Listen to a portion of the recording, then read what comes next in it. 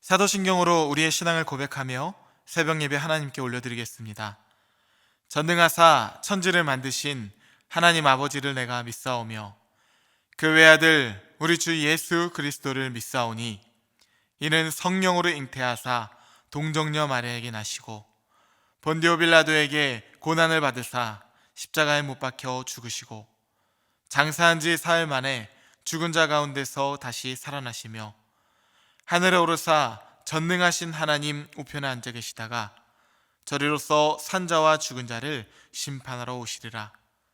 성령을 믿사오며 거룩한 공예와 성도가 서로 교통하는 것과 죄를 사하여 주시는 것과 몸이 다시 사는 것과 영원히 사는 것을 믿사옵나이다. 아멘.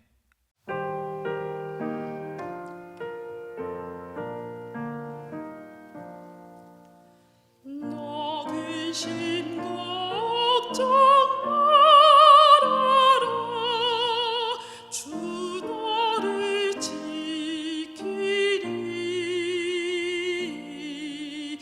주 날개 밑에 가라. 주 너를 지키리. 주 너를 지키리. 아무 때나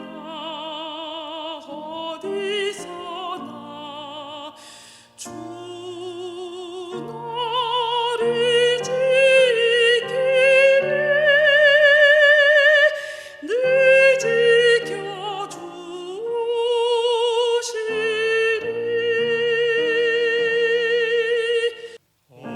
어려워라 힘내네 주 너를 지키리.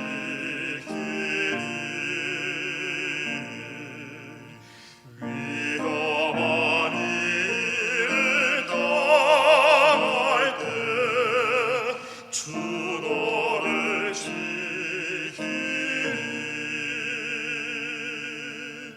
주 너를 지키리. 아무 때나 어디서나 주 너를 지키리.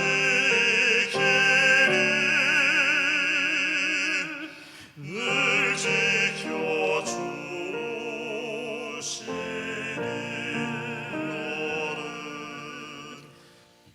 너쓸 것 미리 아시고 주 너를 지키리.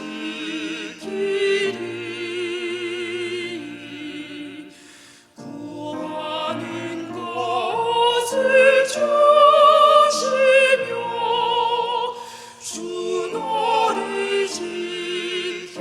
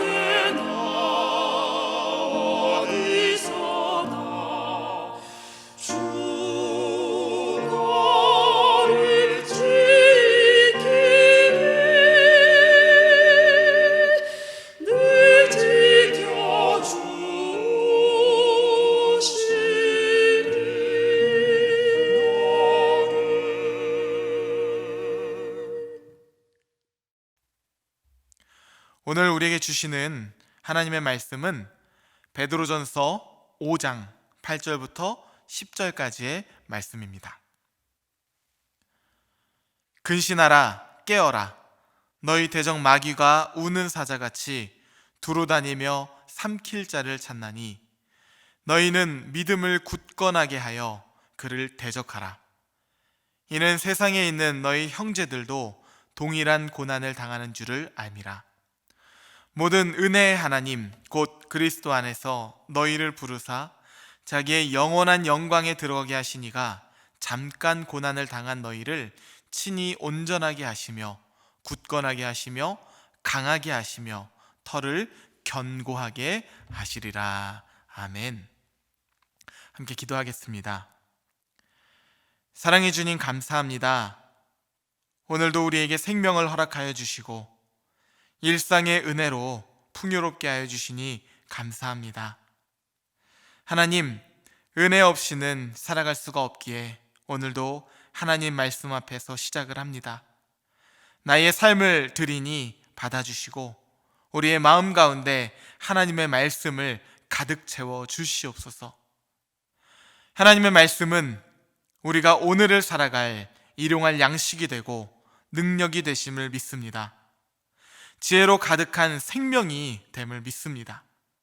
또한 코로나 세상 가운데서도 하나님의 형통함을 살아갈 수 있는 선물이 됨을 믿습니다.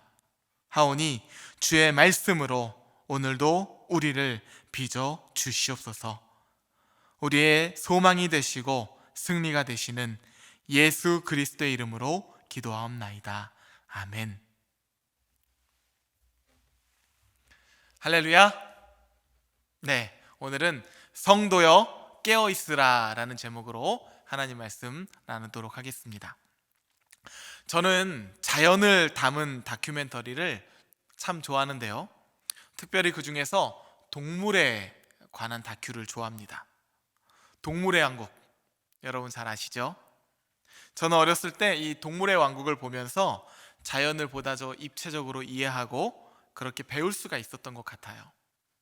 요즘은 내셔널 지오그래픽이나 유튜브를 통해서 더 좋은 영상들을 많이 이렇게 제공해 주는데요, 최근에는 넷플릭스에서 하는 우리의 지구라는 다큐멘터리를 정말 재밌게 보았습니다.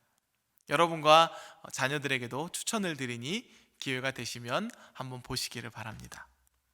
이러한 자연의 다큐멘터리는 압도적인 스케일과 그리고 경이로운 영상미, 자연의 장관과 공존의 철학을 보여주면서 인류를 향한 메시지를 우리에게도 전해주기 때문에 유익이 됩니다.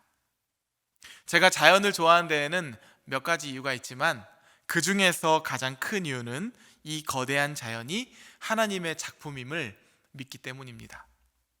그것도 그냥 작품이 아니고 아주 경이로운 하나님의 걸작품이죠. 태초에 하나님께서 천지를 창조하시며 말씀하셨습니다. 하늘의 새와 바다의 짐승들과 땅의 짐승을 종류대로 내라 하시니 어떻게 되었나요? 말씀대로 그대로 되었다. 그리고 이것이 하나님 보시기에 좋았다라고 성경은 전하고 있죠. 이렇듯 거대한 자연에는 하나님의 숨결이 들어있는 것입니다. 그래서 우리는 이 거대한 자연의 모습을 통해서 하나님의 손길을 느낄 수가 있는 것이죠. 깊은 바닷속의 무수한 생물들을 통해서, 땅 위에 있는 크고 작은 이 짐승의 생태계를 통해서, 그리고 하늘을 나는 각기 다른 날짐승을 통해서도 하나님의 손길을 우리는 느낄 수가 있는 것이죠. 그래서 자연은 정말 신비로운 세계입니다. 하루는 사자들이 사냥을 하는 모습을 본 적이 있습니다. 무리를 지어서 함께 사냥을 하는데요, 누가 가르쳐주지 않았을 텐데도 역할을 나누고 전략을 세우고 그렇게 생존을 이어나가고 있었습니다. 비슷한 장면을 이전에도 몇 차례 본 적이 있었는데 저는 여기서 흥미로운 점을 하나 발견할 수가 있었어요. 그것은 바로 이 사자 무리들에 의해서 선택된 목표물, 그러니까 먹잇감으로 지목된 대상들에게 보이는 특징이 있었어요. 첫 번째로 많이 보였던 유형은 어린 새끼였습니다. 어린 새끼들이 비교적 잡기가 쉽겠죠. 그러니까 어린 새끼들이 다른 무리들보다 더 많이 먹잇감이 되는 모습을 제가 보았어요.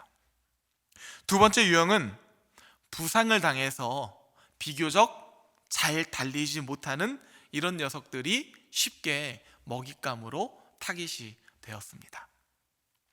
그리고 마지막 세 번째 유형은 어느 순간 무리에서 이탈했거나 함께 도망치다가 무리에서 소외된 녀석들, 이 녀석들이 타깃이 되는 모습을 제가 발견했습니다. 정리를 하면 첫 번째 어린 새끼, 두 번째 부상당한 녀석들, 그리고 세 번째 무리에서 소외된 녀석들, 이 세 유형이 비교적 먹잇감으로 쉽게 이렇게 타깃이 되었다는 것이죠. 이 세 가지의 공통점이 있는 것 같지 않습니까? 바로 약하다는 것이에요. 그렇습니다. 야생에서 살아가는 이 맹수들은요, 본능적으로 잘 알았던 거예요. 어떤 목표물을 정하면 비교적 사냥을 쉽게 할 수 있는지를 본능적으로 알고 있는 것이죠.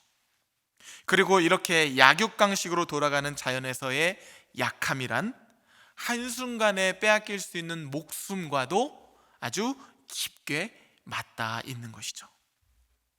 저는 이러한 관점으로 우리가 오늘의 말씀을 보다 더 입체적이고 체감적으로 볼 수 있게 되기를 소망합니다. 베드로가 뭐라고 말하고 있나요? 베드로전서 5장 8절인데요. 근신하라, 깨어라. 너희 대적 마귀가 우는 사자같이 두루다니며 삼킬 자를 찾나니. 영적인 세계도 야생의 세계와 똑같습니다. 우리의 대적 마귀가 우는 사자같이 두루다니며 먹잇감을 찾고 있다는 거예요. 그러면 어떤 사람들이 이 마귀의 먹잇감으로, 사냥감으로 쉽게 낙점이 될까요? 조금 전 언급했던 세 가지 유형 기억하시죠? 어린 새끼, 부상당한 동물, 그리고 무리에서 이탈한 혹은 소외된 동물. 이것들의 공통점이 뭐라고요? 약한 동물들이라는 거죠. 약하다는 거예요. 마귀는요, 우는 사자와 같이 두루다니면서 먹잇감을 찾는데 이렇게 쉽게 쫓기만 하면 잡을 수 있는 성도들을 타겟으로 한다는 것이에요. 그래서 베드로전서 2장 말씀은 성도들에게 이렇게 말한 바가 있지 않습니까? 베드로전서 2장 2절, 갓난 아기들 같이 순전하고 신령한 젖을 사모하라. 그로 말미암아 너희로 구원에 이르도록 자라게 하려 함이라. 무슨 말입니까? 어린 믿음으로, 어린 신앙으로 머물러 있는 것이 아니라 순전하고 신령한 젖, 곧 하나님의 말씀을 사모함으로 말미암아 성숙하고 성장해야 된다고 말씀하는 것이죠. 왜요? 영적으로 자라나지 않으면 쉽게 흔들리게 되고 쉽게 무너지게 될 것이기 때문에 그렇습니다. 그래서 사도 바울은 이렇게 말한 적이 있죠. 고린도전서 13장 11절 말씀입니다. 내가 어렸을 때는 말하는 것이 어린아이와 같고 깨닫는 것이 어린아이 같고 생각하는 것이 어린아이와 같다가 장성한 사람이 되어서는 어린아이의 일을 버렸노라. 부상당한 동물은 어떻습니까? 약하죠. 어딘가 몸이 불편하니까 빠르게 달리지를 못하고 도망치지를 못하니까 쉽게 잡히게 되는 것이에요. 상처가 많은 성도도 마찬가지입니다. 사실 우리가 살아가면서 상처를 받지 않을 수는 없습니다. 저도 상처를 받아요. 그런데 문제는 믿는 자임에도 불구하고 상처를 너무 쉽게 자주 받는다는 데 있는 것이에요. 왜 그럴까요? 그리스도의 장성한 분량으로 한 걸음 나아가기보다는 여전히 어린아이의 신앙으로 머물러 있으려고만 하기 때문인 것이죠. 돌봄을 받고 싶고 편하게 신앙생활을 하고 싶고 남들에게 주기보다는 받는 게 더 익숙한 거예요. 섬기는 것보다는 섬김을 받는 것이 더 편리한 거예요. 그래서 어린아이의 신앙에 머물러 있기 때문에 쉽게 상처를 받고 쉽게 흔들리는 것이죠. 신천지에 빠지는 사례를 들어보면 대부분이 상처로 가득한 기존 교인들이었다고 합니다. 여기가 참 마음이 아픈 대목인데요. 신천지에서는 전도를 하는 사람들을 추수꾼이라고 하는데, 이 추수꾼들이요, 우는 사자같이 두루 다니면서 어디 부상당한 교인이 없나, 어디 상처 입은 교인이 없나 삼킬 자를 찾고 있는 것 아니겠습니까? 우리가 상처를 받지 않을 수는 없겠지만 우리의 신앙이 자라난다면, 말씀으로 자라난다면 우리의 신앙은 내 안에 있는 상처를 그저 상처로만 남겨두지 않고 영적인 흔적으로, 간증으로 빚어내게 될 것입니다. 그래서 사도 바울은 이렇게 말하죠. 이후로는 누구든지 나를 괴롭게 하지 말라. 내가 내 몸에 예수의 흔적을 지니고 있노라. 아멘. 흔적을 지니고 있다고 하는 거예요. 상처가 아니라 흔적이라는 데 우리의 눈이 번쩍 뜨이지 않습니까? 그렇습니다. 성도는 자신이 받은 상처도 예수님 안에서 스티그마, 흔적으로 만들어내는 것이에요. 간절히 바라기는 광야라는 인생을 살아가면서 받게 되는 상처, 혹은 원하든 원치 않든 우리를 향해서 찾아오는 상처들 때문에 파묻히는 인생이 아니라 그 상처를 흔적으로 만들어가는 여러분이 되시기를 우리 주 예수 그리스도의 이름으로 축복합니다. 마지막 세 번째 유형은 무리에서 이탈된 동물들이 사자 무리들에 의해서 쉽게 잡아먹힌다는 것이었죠. 우리의 믿음도 마찬가지입니다. 나 혼자 믿음을 잘 지키고 신앙생활을 잘하면 될 것 같다고 생각하죠. 절대로 그렇지가 않아요. 잘하는 것 같다가도 막상 어느 순간에 자신의 모습을 살펴보면 내 모습이 영적으로 얼마나 초라해져 있는지, 내 모습이 얼마나 무너져 있는지를 발견하는 그런 순간이 온다는 것입니다. 그래서 전도서 기자는 말하지 않습니까?